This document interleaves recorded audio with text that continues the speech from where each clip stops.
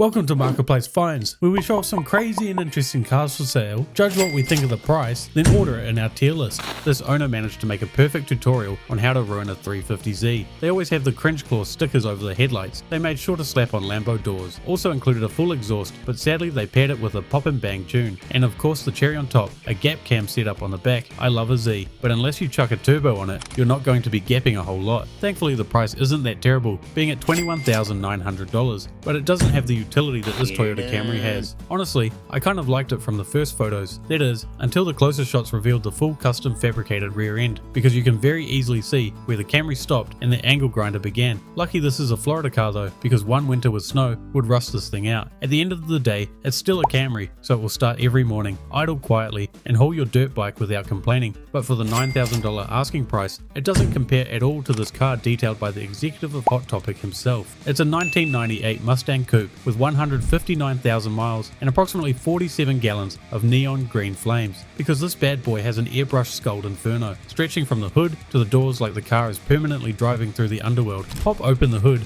and you guessed it, more flaming skulls, but also a sweet 302 Boss hooked up to a manual transmission. Moving along to the trunk, it all looks normal from the outside, but when you open it up, you've got a wild custom audio system with two giant subs and even a skull and pet spider to watch over them. Stepping into the interior, you wouldn't believe it, but there's yet again more neon green fiery skulls, if the theme wasn't already that obvious. They're asking $6,200, so get in quick before a guy in full tap out gear and frosted tips claims it as his weekend demon. This is a 1948 Chevy cab over, and instead of restoring it back to farm truck duty, they turned it into what looks like the world's most beautiful ice cream truck. First off, that vibrant pink paint is bold, but it's laid out beautifully. It's deep, glossy, and smooth, just like your balding head. And then you've got that tall cream box section on the back, clean and simple, with no crazy logos or anything. The body also happens to be mounted on a Chevy P30 chassis, making it quite a bit more drivable, especially given that it now makes 300 horsepower thanks to the 350 V8. Unfortunately inside it still needs some finishing up, but for the most part is all there, just needing some carpeting and maybe some new upholstery. The seller's asking $60,000, which feels a little on the high side, but still not too unreasonable.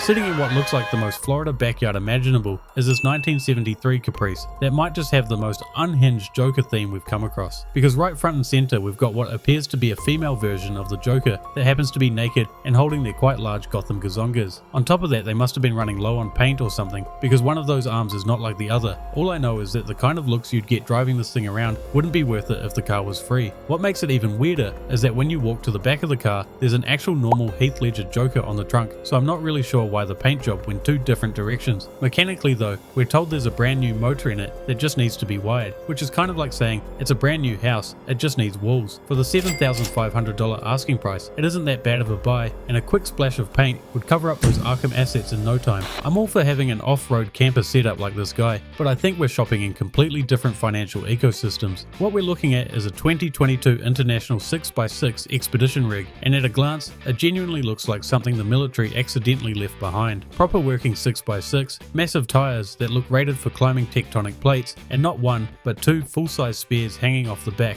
Honestly, the wheels and tyres alone probably cost more than all of my cars combined. Open up the big blue rectangle on the back and things take an interesting turn as you basically walk into a $6,000 a month Brooklyn apartment. There's wood cabinetry, a proper sink, a shower, toilet and so on, and looks a lot more inviting than the outside gives it credit for. Even the electrical and battery system looks borderline over-engineered. It's professionally laid out, properly mounted, labelled and planned, unlike some of the spaghetti wiring shoved in a random cupboard like we've seen before. As you can expect with a rig like this, the price is high, probably higher than what you think sitting at $375,000, and I'll be real as cool as it is, I think most people would want a house instead. Next up is a good old 1998 Chevy pickup that's been wrapped in what can only be described as pawn shop display case gold. Even in the photos you can tell it's so reflective you'll catch charges for blinding children on the sidewalk. And not only that, but because it's been extended to a small airport runway, you even get some extra surface area to do it. If that wasn't ridiculous enough, they of course slammed it and chucked some giant chrome wheels under it. It's the type of build price from Better Call Saul would have showed up in if that Hummer H2 was out of stock. Brace yourself for the price, because the seller must think it's made of real gold, asking for an absolutely insane $27,000. But why would I buy that when I could get the love child of a church van and a snowmobile instead?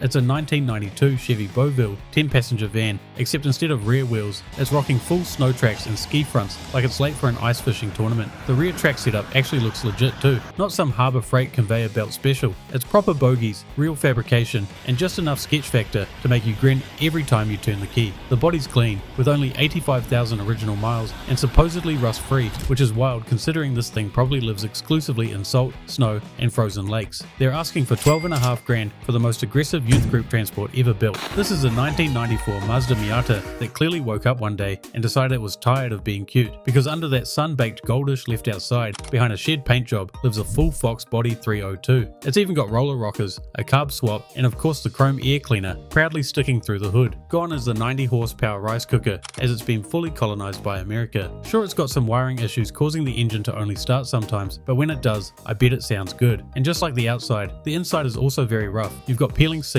no carpet, and you can guarantee the soft top has some leaks. It's very much a project car that realistically doesn't need a whole lot of work if you don't mind the cosmetic issues, but for the $9,500 asking price, I'm not too sure if the Twinks will bite. Now, I'll be honest, I don't know a whole lot about trophy trucks, but I do know this thing is not playing around. You don't accidentally end up with king shocks the size of your legs, billet trailing arms, an air-cooled helmet setup, and well, every other insane modification this thing has by building it in your mate Dave's garage. It was built by Brenthal Industries, who are apparently pretty well known for making these race weapons. One of my favourite parts about this build is the casual spare tail shaft mounted out back. Like, I do some off-roading, but I've never done stuff crazy enough where I'm bringing one of those. As you'd expect for a vehicle like this, they're asking $210,000, which is insane, but I can't even begin to imagine how much it would have cost to build. This 1923 Ford T-Bucket is Mad Hatter themed from Alice in Wonderland, and the level of commitment is borderline concerning, but in a good way. You've got all your classic hot rod styling with custom paint, big rear meats, no hood, and so on. But that's not what makes it wild, because up front you've got teacup shaped headlights and a radiator that's been faux painted and shaped to look like an old door. Behind that sits a 396 big block making around 550 horsepower, which is just casually about 25 times what a stock Model T ever dreamed of. Thankfully, the rest of the driveline has been built to handle it. There's even a giant teapot and teacup air cleaner setup, and the carb linkage is made out of spoons. Inside, it somehow gets busier with purple upholstery, custom panels everywhere, and you'll be sharing the bench with a fully strapped in March Hare skeleton, apparently ready for 140 miles per hour tea time. The seller says it's seen that speed, but doesn't recommend it, probably because you might end up looking like your passenger. They're asking $35,000, and I don't know the exact market on Wonderland spec T-Buckets, but considering how well this thing's been built, I can definitely see it bringing that kind of money. El Caminos are already a weird car, and then someone looked at this already confused platform and decided to airbrush hard candy down the sides of it with a bunch of sweets and also fruits. Not clean, fresh fruit either, fading fruit. The grapes are disappearing. The watermelon looks like it's emotionally checked out. The whole mural feels like it used to promote a snow cone stand that hasn't existed since 2011. Even better, the seller only posted 4 pictures. Like, come on, give us more photos of this masterpiece. Surprisingly though, for the $2,000 asking price, it's really not that bad of a buy. This 1999 Volkswagen Beetle is 100% owned by a barefoot, incense-burning, crystal-charging, farmer's market every Sunday hippie girl. Let's start with the paint, which was wholesomely finger-painted by a 5th grade art class, and for once I'm not actually joking about that. All of the random extra add-ons, such as the frogs, flowers, and other LSD-inspired randomness was from the seller. The interior is where it really doubles down, with its tie-dye floor mats, funky seat covers, and of course you've got to bling out the dashboard and put a photo of Jimi Hendrix next to it. My favourite part though would have to be this wolf floor mat in the back. The seller says they've got $22,000 invested in their love bug, which I'm not entirely sure how they even managed to spend that much, but thankfully they're now only after $5,000. Their brain isn't as fried as I imagined. If this is the first time you've ever seen one of these, well, join the club, because I had no idea what it was either. It's a 1952 Tempo Hansier built in Germany after losing World War II. They were in desperate need for cheap, efficient transport. As you can see, it's a 3-wheeler with the one up front doing the steering and the 2 out back carrying your cargo. It's powered by a 396cc 2-cylinder 2-stroke making a mighty 14 horsepower, which is basically right on mower territory. As you can probably tell, this one has undergone a restoration about 8 years ago, as the blue paint still looks fresh and even the wooden bed looks like the trees were just cut down. It was originally priced at $23,000, but now has dropped to $18,000, and I'm kind of surprised it hasn't sold for that, being so rare, clean, and weird. What we're looking at is a camo painted Chevy that has had an entire elevated hunting tower welded into the bed, a full 2nd story observation deck like you're preparing for a medieval siege, but on deer. The camo is was aggressively applied too, like the local wildlife had started recognizing standard Silverados and they needed to step it up. Every panel was sprayed including the tower, but thankfully they didn't do the headlights because it's just gotten new tags. Perfect for an idiot like me to forget about the giant windsail on the back and slam it into either an overpass or a parking garage. The seller's after $11,000, and to be fair, if you cut that second story off, it's just a normal dually with a redneck paint job. Next up we have yet another Temu Tesla. This is a 2025 three-wheel electric car, although legally it identifies as a moped, which already tells you everything you need to know. It's somehow DMV approved, somehow road legal, and somehow seats up to 5 people on 3 wheels, though I don't think physics would agree with that. They looked at a tiny smart car and thought removing a wheel would somehow be beneficial. Then they gave it a 4,000 watt motor, a 72 volt battery, solar panels, and the confidence of a startup with no fear of lawsuits. It apparently does 35 miles per hour and has a range of around 95, so it's perfect if your commute is entirely downhill. They are after $7,400. Honestly, I'd trust an old Ford Ranger with a rusted out frame more than this thing.